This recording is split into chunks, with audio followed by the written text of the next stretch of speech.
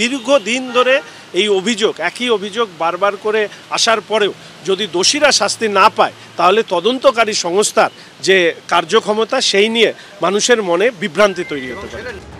২১-এর বিধানসভা ভোটের পর ২৪-এর লোকসভা ভোটেও কাজে আসেনি মোদি, অমিত শাহ, শুভেন্দু অধিকারীদের হুঙ্কার, হুঁশিয়ারি। বাংলায় ৩০টি আসন টার্গেট করে থামতে হয়েছে ১২তে, যা গতবারের থেকেও ৬টি আসন কম। তারপর থেকেই বিজেপির অন্দরে এই নিয়ে কাটাছেঁড়া শুরু হয়েছে। আর এই প্রেক্ষাপটে ইঙ্গিতপূর্ণ মন্তব্য শোনা গেল শিলিগুড়ির বিজেপি বিধায়ক শঙ্কর ঘোষের গলায়। রাজ্যের বিভিন্ন দুর্নীতি মামলার তদন্তে কেন্দ্রীয় এজেন্সিগুলির গতি নিয়ে কার্যত প্রশ্ন তুললেন খোদ বিজেপিরই বিধায়ক।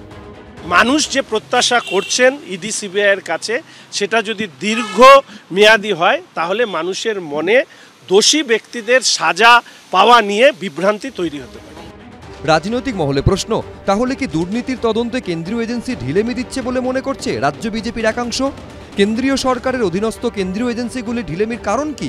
কোথাও কি ইচ্ছাকৃতভাবেই বিশেষ রাজনৈতিক উদ্দেশ্যে তদন্ত ধীর গতিতে এগোনো হচ্ছে? ভোটে হারের নেপথ্যে কি এটাও একটা কারণ বলে মনে করছে বিজেপির একাংশ?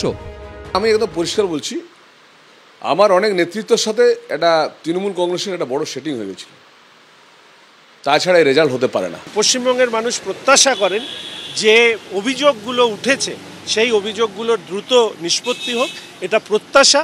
সেই প্রত্যাশার ক্ষেত্রে যে সংস্থাগুলো এই তদন্ত করছে তাদের নিশ্চিতভাবে এই ব্যাপারে দৃষ্টিপাত করা উচিত, কেন দীর্ঘদিন ধরে এই অভিযোগ, একই অভিযোগ বারবার করে আসার পরেও যদি দোষীরা শাস্তি না পায়, তাহলে তদন্তকারী সংস্থার যে কার্যক্ষমতা সেই নিয়ে মানুষের মনে বিভ্রান্তি তৈরি হতে পারে। এটা নির্বাচনেও প্রভাব ফেলেছে আপনাদের?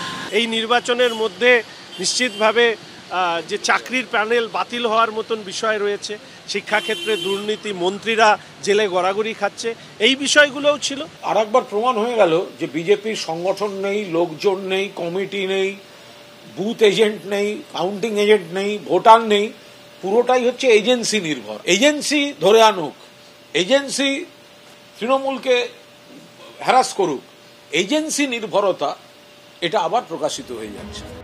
পাল্টা কংগ্রেসের দাবি, রাজ্যে থাকবে তৃণমূল, কেন্দ্রে বিজেপি। তৃণমূল ও বিজেপির শীর্ষ নেতৃত্বের মধ্যে এই সেটিংয়ের কথাই তো তারা বরাবরই বলে আসছে। আর এই সিবিআই ইডির ব্যাপারটা হচ্ছে অনেকটা ওই পলিটিক্যালি আর্ম টুইস্টিংয়ের মতো। যখন প্রয়োজন হবে ব্ল্যাকমেল করবেন, একটু শক্তি দেখাবেন, দেখিয়ে তাদের কাজ হাসিল করে নেবেন কেন্দ্রীয় বিজেপি, আর রাজ্য বিজেপি চোখের জল ফেলবে। এটাই তো পরিষ্কার। বাংলার মানুষ যে তিমিরে ছিল সে তিমিরে থাকবে, দুর্নীতির তদন্তের মাথারা কোনোদিনই ধরা পড়বে না। বছর দুয়েক পরই বিধানসভা নির্বাচন, তার আগে কি কেন্দ্রীয় এজেন্সির ভূমিকা নিয়ে সরব হতে দেখা যাবে রাজ্য বিজেপির আরও নেতাদের? উজ্জ্বল মুখোপাধ্যায়, হিন্দোল দে, এবিপি আনন্দ।